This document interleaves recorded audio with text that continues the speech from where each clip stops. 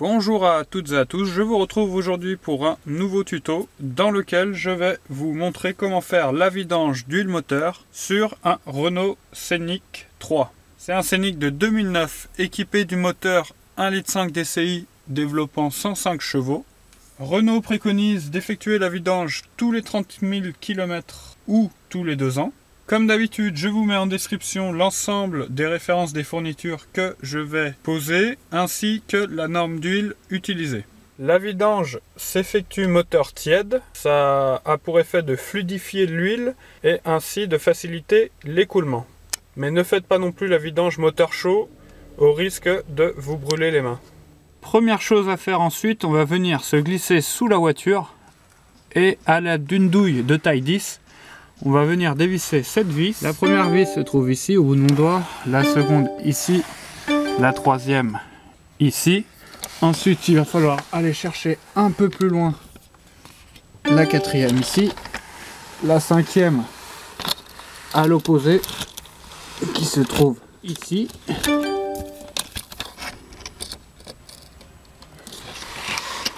Et la sixième et la septième se trouvent tout au fond, donc ici au bout de mon doigt, et l'autre à l'opposé, ici au bout de mon doigt. Alors, comme je vous l'ai dit, j'utilise une douille de taille 10 avec un cliquet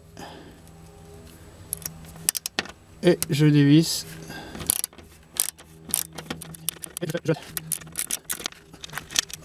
Donc voilà à quoi ressemble la vis, et je fais la même chose pour les 6 autres. L'ensemble des vis sont maintenant déposées. Je vais pouvoir enlever le carter plastique qui est sous le moteur.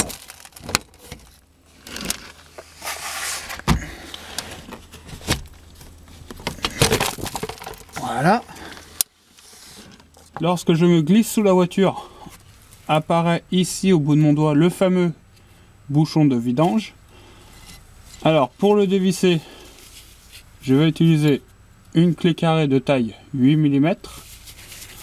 Donc bien entendu je glisse un bac à vidange en dessous, récupérer l'huile usagée et je vais le dévisser dans le sens inverse des aiguilles d'une montre.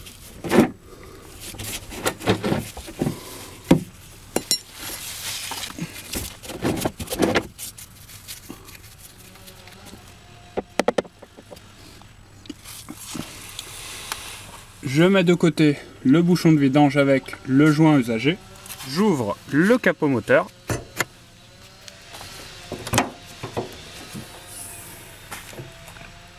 Je dévisse le bouchon de remplissage d'huile afin de faire une prise d'air supplémentaire.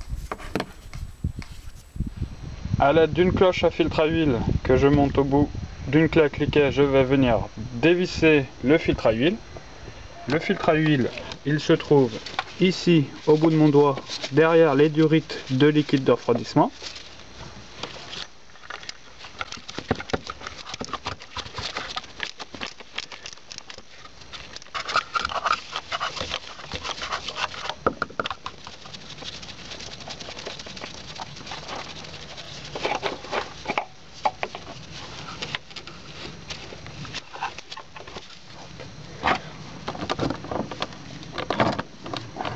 Voilà le filtre à huile usagé que je vais remplacer.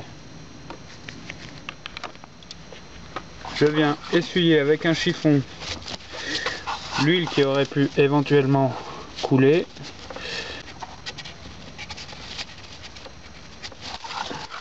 Je prends ensuite le filtre neuf sur lequel je vais venir frotter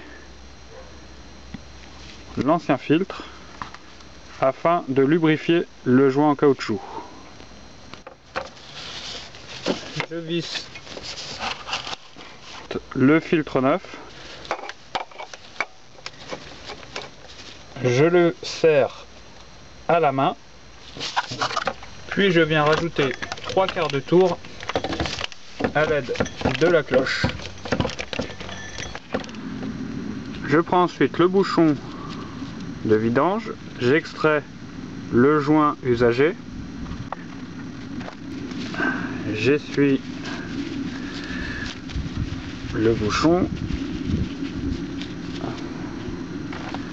et je viens ensuite mettre le joint neuf. Donc on met un joint bimatière de diamètre 16.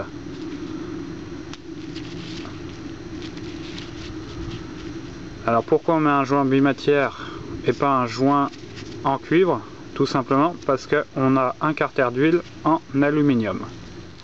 Je viens ensuite donc revisser le bouchon de vidange avec son joint neuf.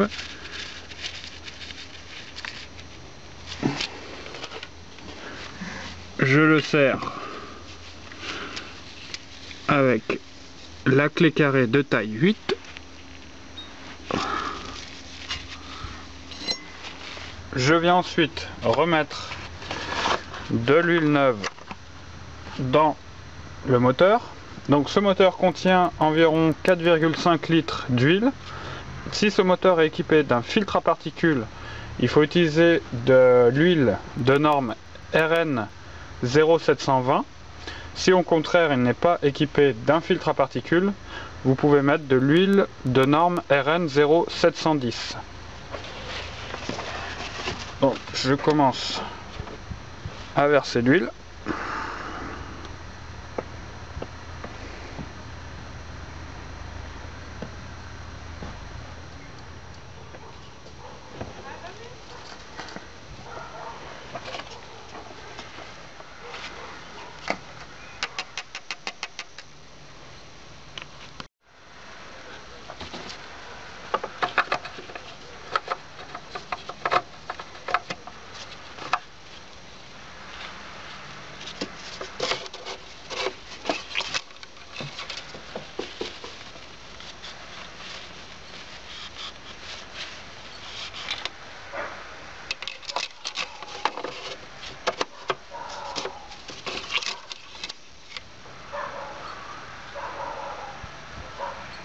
Le niveau d'huile est correct.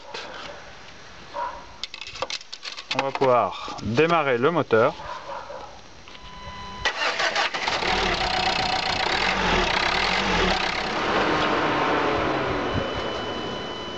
Une fois que j'ai fait tourner le moteur quelques minutes, je vérifie en dessous au niveau du bouchon qu'il n'y ait pas de fuite d'huile.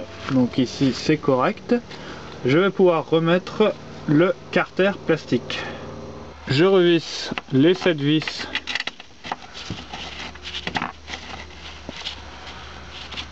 pour refixer le carter plastique. Donc je commence par les 3 de devant, ensuite je vais revenir clipser le carter correctement et finir par le serrage des 4 autres vis. Je vérifie ensuite qu'autour du filtre à huile l'étanchéité est bonne. Donc ici ça semble correct, je vais pouvoir refermer le capot. La vidange est terminée. Il va rester plus qu'une toute petite manipulation qui va être de réinitialiser l'ordinateur de bord.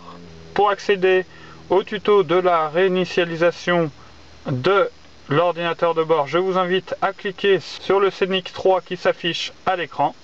Le tuto est maintenant terminé. S'il vous a plu et qu'il vous a été utile, n'hésitez pas à mettre un pouce vers le haut. Vous pouvez également vous abonner à la chaîne pour être informé des toutes dernières vidéos. Je vous remercie et vous dis à bientôt.